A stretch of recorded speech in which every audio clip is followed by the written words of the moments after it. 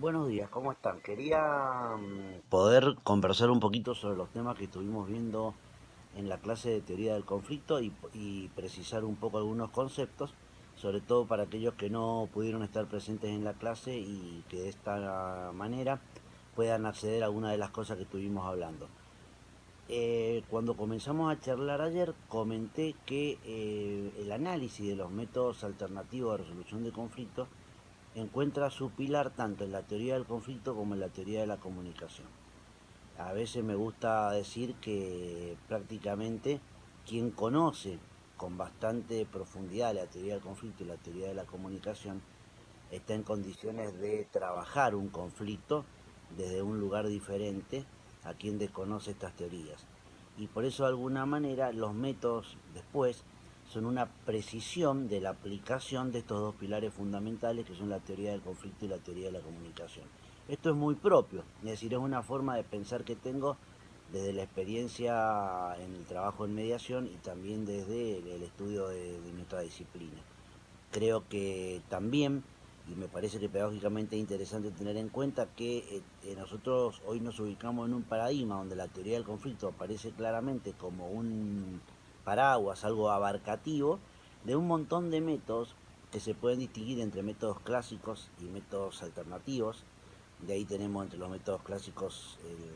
el juicio, el arbitraje, y entre los métodos alternativos la conciliación, la negociación, la mediación y todos los otros que pueden surgir de la combinación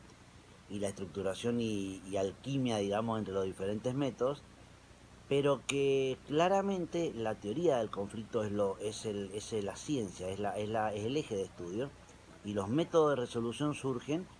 como posibilidades para el abordaje de los conflictos y la búsqueda de una solución más adecuada. A veces en una pedagogía distinta, sobre todo para los abogados, nos marcaba que la única manera de resolver eso que estaba ahí, que era un problema, que era una confrontación, que era una diferencia entre las personas, era el juicio. Y entonces no había idea de la teoría del conflicto ni de métodos alternativos. Hoy digamos que esta mirada pedagógica diferente nos permite pensar en algo más abarcativo. Hay conflicto y como hay conflicto hay muchos modos de resolverlo. Y entre esos modos de resolverlo, obviamente, el juicio es uno de ellos en un determinado momento y ante una determinada circunstancia,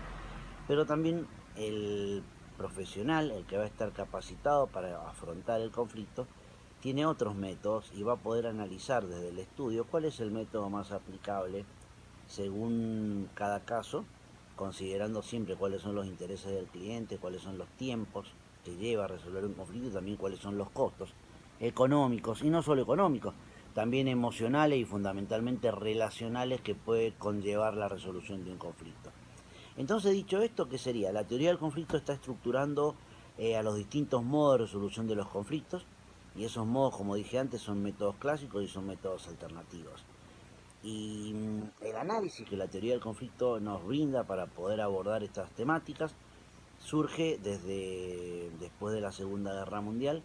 cuando todo lo que se venía sabiendo sobre estos temas, fundamentalmente a través de la sociología,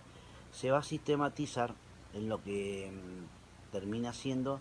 lo que conocemos hoy como la teoría del conflicto. Teniendo en cuenta que hablamos de conflictos fundamentalmente cuando estamos ante un proceso que muestra cómo la pretensión de una parte afecta claramente la pretensión o los intereses de otra parte. Y a mí me gusta de las muchas definiciones que tenemos, ustedes vieron que por ahí también entre los power y las cosas que hemos ofrecido, tenemos que, por ejemplo, se dice que es la relación entre partes en la que ambas procuran la obtención de objetivos que son, pueden ser o parecen ser para alguna de ellas incompatibles. Y a mí me gusta simplemente quedarme con una definición muy corta, muy breve y muy asequible del conflicto, que dice que el conflicto aparece cuando hay una divergencia percibida de interés, para lo cual obviamente después tenemos que precisar el concepto de interés. Y ese concepto de interés tiene que ver con que qué dice la teoría de la negociación sobre el interés, y eso lo vamos a ver después. Pero por lo pronto quedémonos con esta idea de que en la teoría del conflicto aparece conflicto cuando hay una divergencia percibida de interés. ¿Y cuáles son los antecedentes de esta teoría? Por un lado, nosotros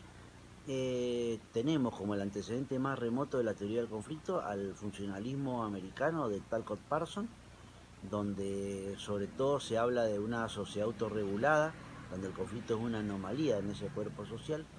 y donde la visión de lo social es una visión estática. Después,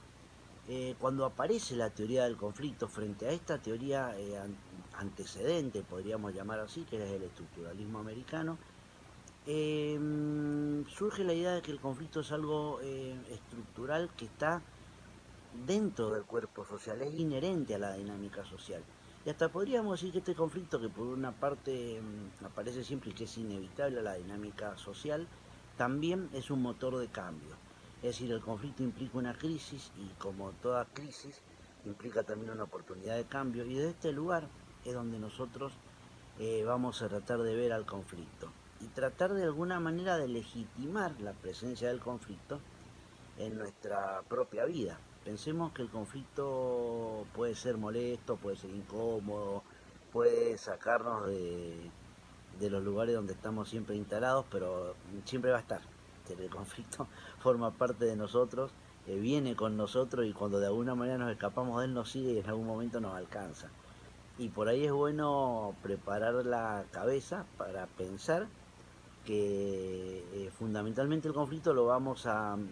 considerar y lo vamos a abordar desde la mirada que tengamos de él. Si logramos internalizarlo como algo inevitable,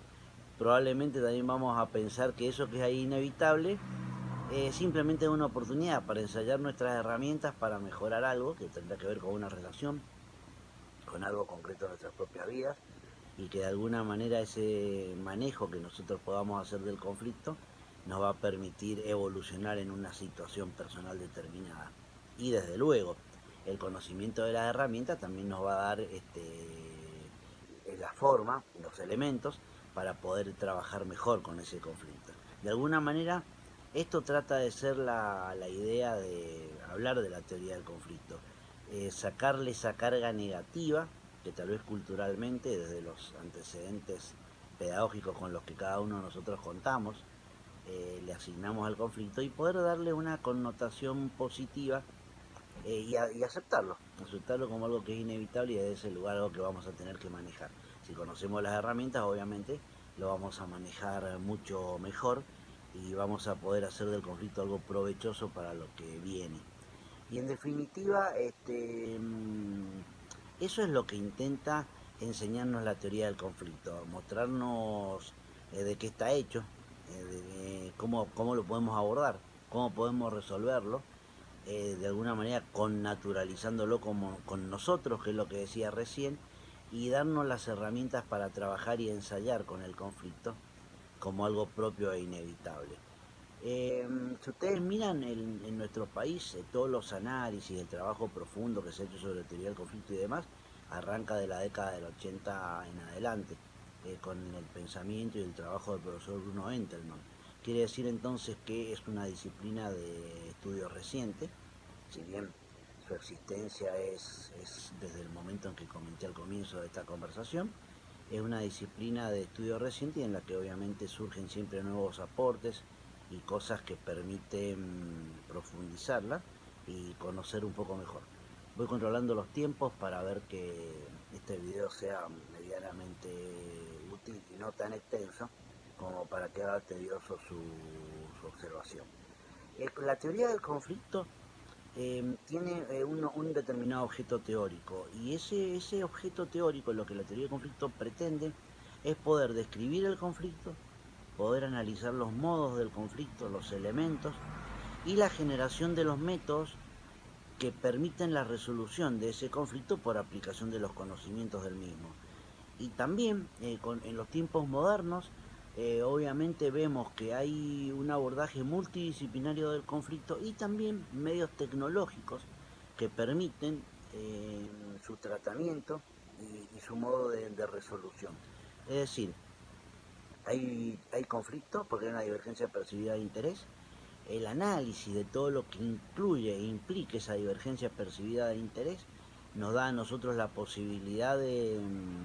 trabajar sobre los métodos de posible resolución del conflicto, y los tiempos modernos nos permiten también la incorporación de elementos tecnológicos que aportan a la resolución de los conflictos.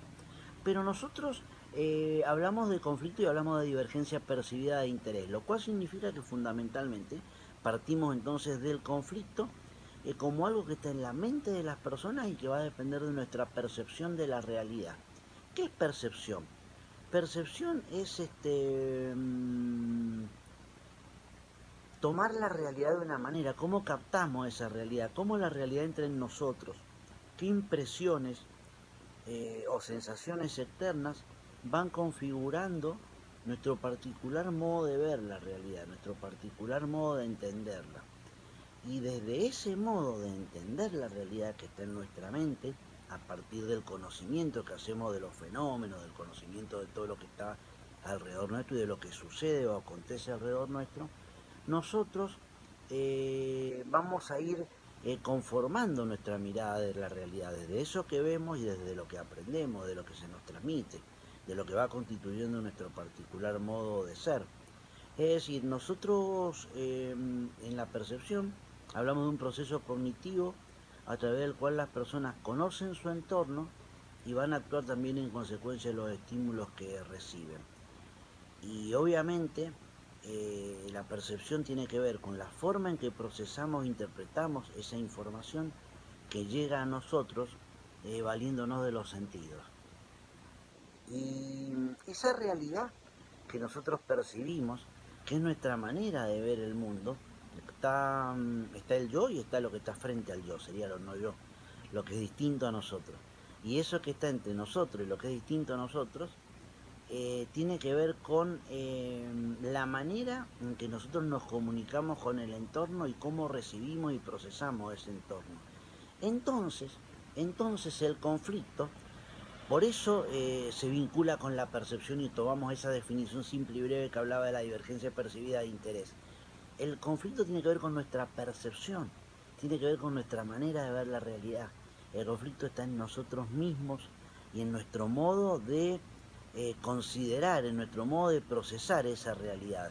Es el conflicto que está en la mente de las personas, no en la realidad objetiva. Por eso también decimos que de alguna manera una preparación y un conocimiento nos permite abordarlo de una manera distinta, legitimarlo y a partir de esa legitimación trabajar con el conflicto de una manera diferente. Y el conflicto está tan metido en nosotros que es un proceso interno el que permite configurar y redefinir ese conflicto. Tal vez hasta podríamos ver como conflicto aquello que no lo es. ¿Y con quién tiene que ver eso? Con nuestra lectura, con lo que nosotros consideramos. También podríamos ver que ese conflicto nos abruma o nos pasa por encima y podríamos tomarlo como algo que bueno, está acá y mañana lo arreglo. Es decir, conflictos hay muchos, surgen muchos, pero la manera de percibirlo está en nosotros y somos nosotros los que vamos a trabajar con ese conflicto y le vamos a dar una mirada de un modo u otro, y eso va obviamente va a tener de una manera totalmente distinta el conflicto y la consideración y el trabajo que nosotros vamos a hacer con él. Entonces, por eso se ha dicho alguna vez, y lo tomamos también entre el material que pusimos a consideración de los alumnos, que el conflicto no está en la realidad objetiva, sino en la mente de las personas. Y que trabajar por la paz, que es en definitiva lo que buscamos cuando intervenimos o consideramos las cosas que tienen que ver con el conflicto, es fundamentalmente trabajar en la mente de las personas, hacerles pensar que la realidad puede co-construirse de un modo diferente, co-construirse con el otro, y que esa realidad también arranca en la manera en que uno mismo constituye o configura esa realidad, y a partir de ahí cómo se vincula con lo demás, intentando hacer de esa co-construcción un puente de paz y no un puente de confrontación. Eh, entonces me gustaría hablar un poquito, porque dijimos que tenía algunos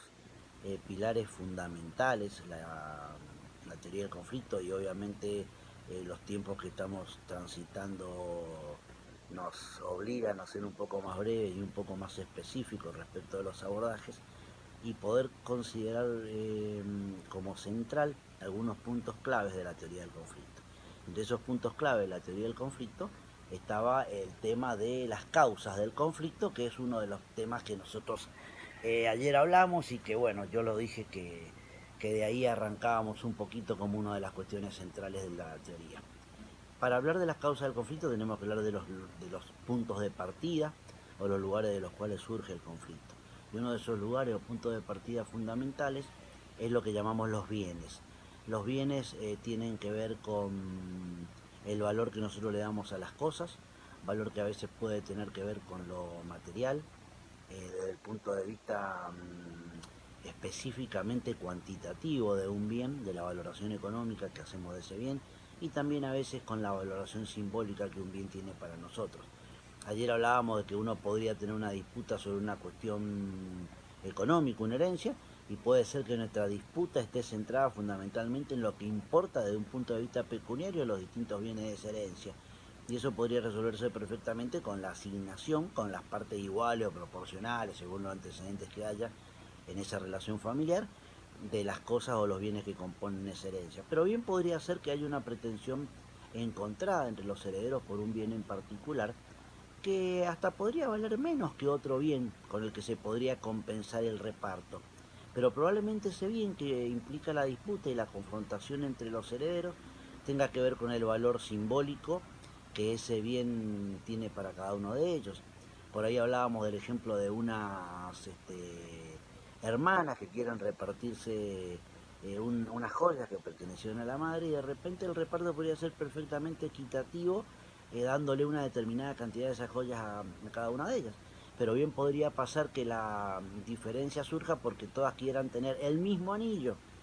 por lo que ese anillo pudo significar simbólicamente en la familia, por el traslado de ese bien a partir de distintas generaciones, por la importancia que tuvo. Es decir, la confrontación por los bienes va a tener que ver con el valor pecuniario estrictamente de esos bienes o con el valor simbólico que esos bienes tienen para nosotros. También, como otra causa del conflicto, están los principios que las personas dicen tener o llevan al conflicto. Esos principios generalmente se presentan para nosotros como valores y generalmente las personas dicen estos son mis principios, yo acá no me voy a mover, yo acá no me corro. Mis principios o mis valores son innegociables. Y eso tiene que ver muchas veces con cosas que quien opera en el conflicto tiene que medir o valorar, porque a veces efectivamente